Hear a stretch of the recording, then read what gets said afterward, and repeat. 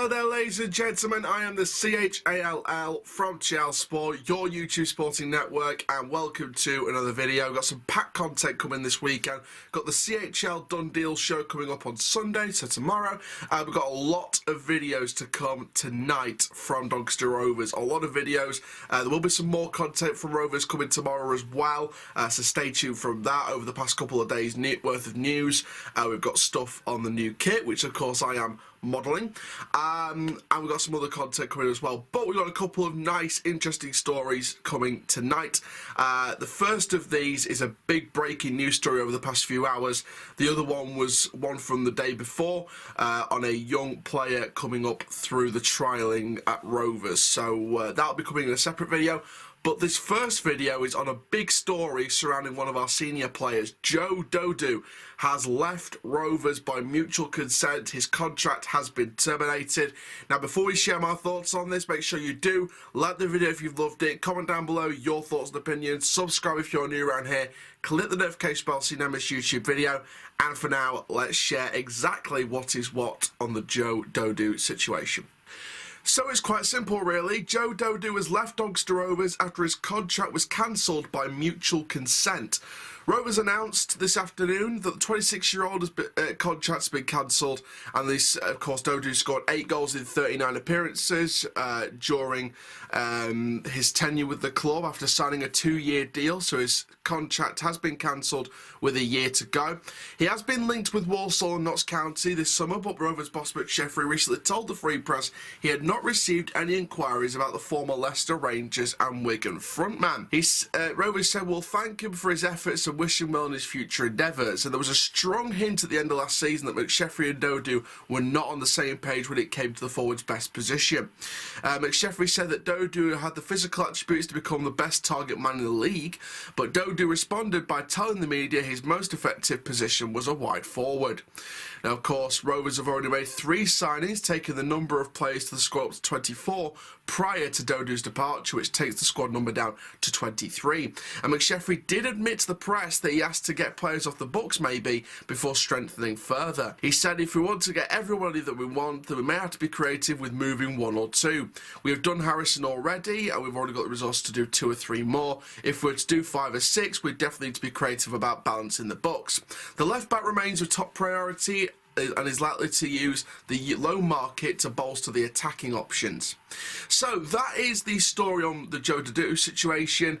Now let's share my thoughts on whether I think it's the right move and who I think could also move on to balance the books. So there we are, ladies and gentlemen. That is the story on Joe Dodoo. Now, obviously, like I said, it's a very interesting situation. Look, if I had a choice between him and Jordi Hawula, I've said this in the past, who would I move on out of the 2? It would probably be Hawula rather than Dodoo. But if both of them are going to be off the books, that's going to be great news indeed. Now, look, do I find it weird that we've terminated his contract with a year to go? Not really, because the proof was in the pudding of the press. You know, McSheffrey wants him as a target man, or thinks he's got the attributes to be a good target man. Dodoo's best position was on the wide. Clearly they weren't on the same page. Clearly they had different views about where his best play was. And McSheffrey, I guess, didn't want him. I guess it was a case of either McSheffrey didn't want him or he didn't want to stay here.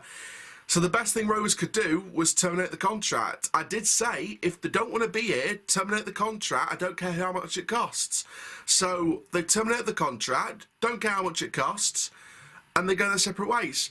Rovers have done what I want them to do, and what a lot of fans want them to do, because Rovers fans have been saying, terminate Dodoo's contract, terminate Hawula's contract. They're the 2 mainly that should be moved on, in my opinion, this summer.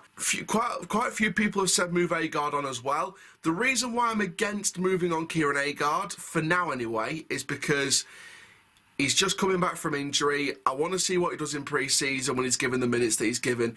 If he hasn't had much game time between the start of the season and January, if he wants more game time, look to move him on in January, and then maybe loan in a striker for the rest of this season, or loan in, or bring in a player on a permanent deal that's not maybe a free agent, but someone who could still move the club forward in the forward position. So, I mean, it's going to be very interesting, isn't it? I think with Dodoo's departure, I think you sort of look and you think, what kind of space does that free up in terms of new signings? But you know, I feel for me as if, you know, we're losing someone who, you know, we can't ignore the fact that he scored some goals. You know, I just think his overall play, apart from the goals, wasn't amazing consistently.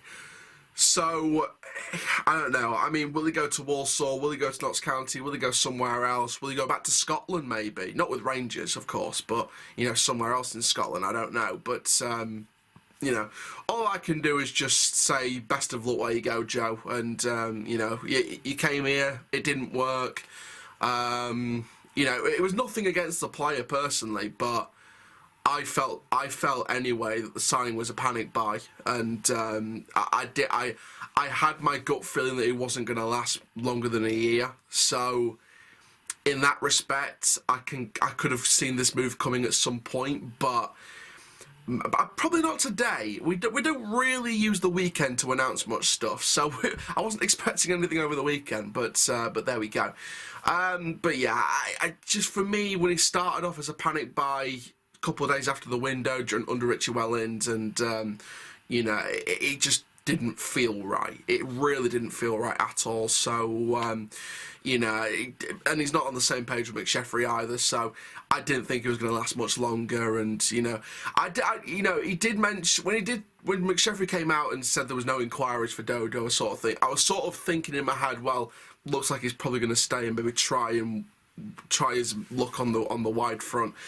But you know, when you read into the situation, it really did feel like McSheffrey wasn't on the same page as Dodoo and vice versa. And then when you hear the rumours about him not turning up to training and things like that, and not being on the training pitches, and you look at the departure now and you sort of think back to the first day of pre-season and think, did he actually turn up to pre-season? Could that be one of the reasons why he's going now? You know, did he not turn up for pre-season? Did he not want to turn up for pre-season? We don't know. Truthfully at this stage, but I'm sure all will become clear at some point. Maybe Joe will release something, maybe other people at the club will tell fans what's happening with the situation, or they may just want to just draw a line in the sand, let him move on to his current club, bury the hatchet, you know, bury the situation in the dirt and leave it to rot, and then just, you know, just keep it clear away from the club, and then just move on and bring in new players from the funds that are going to be freed up on the wage bill for Joe Dodoo's departure. It's going to be very interesting. Obviously, people's next thought will be, who's next? Is there somebody else going to be moving forward? Obviously, Hawula's the main one. A couple of other people saying Agard. I'm still giving my time with Agard between now and January to see what he does with the 6 months, coming back from injury. And how much game time he's got, because if he's not having much game time, there's no point keeping him on the books for the rest of the season. So if he's not having much game time between now and January, you might as well just get rid of him in January. So that's the main reason why I'm keeping Agard, because he is a bench player, he is a utility player. He might not get as many goals as Miller or Griffiths, but I think he's still a leader, he's still an experienced player that you want to have in that dressing room. So that's one of the main reasons why I would keep Agard. I don't think he's going to get much game time over Miller and Rio, but I think he'll still bring some experience off the pitch. So I think you keep him between now and January and see how much game time he's got. I definitely think Hawula will move on. I think there's no doubt in my mind Hawula will move on. You know, there's already an interested club anyway, so, and McSheffrey came out and confirmed that, but I knew that anyway.